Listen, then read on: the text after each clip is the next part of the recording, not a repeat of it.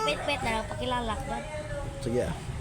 Nung nandun sa yung nandun sa Hague, si Anton, saka ko lang nalaman, Ay, hindi pala Africa. yun sa reporter or newscaster. Ministro pala yun.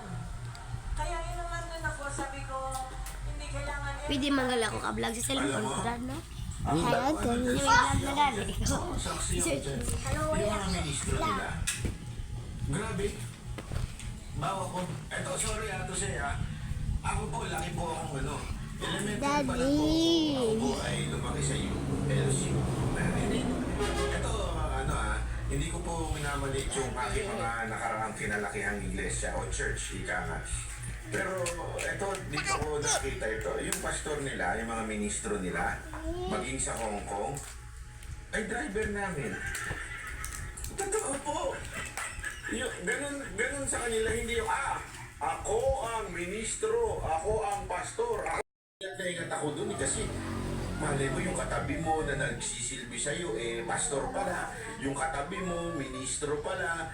Alam mo yun, kasi hindi mo makikita sa itsura nila na sila po ay yung bang parabagang, mga driver po yung mga pastor nila, pinag-drive kami sa Hong Kong.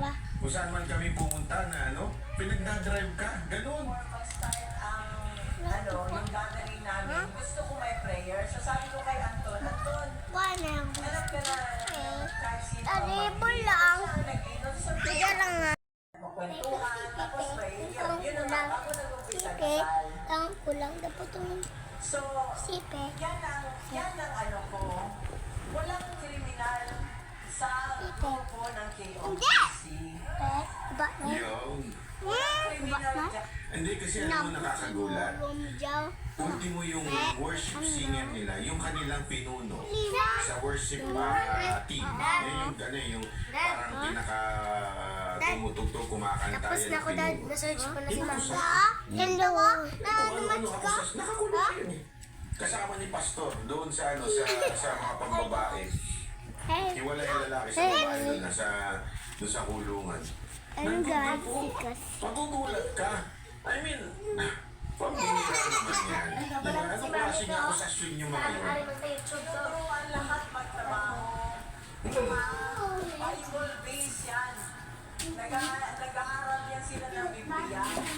Kumakanta lang yan sila ng mga Christian song. Naalala ko nga ng birthday ni Pastor. Alam mo ba, is na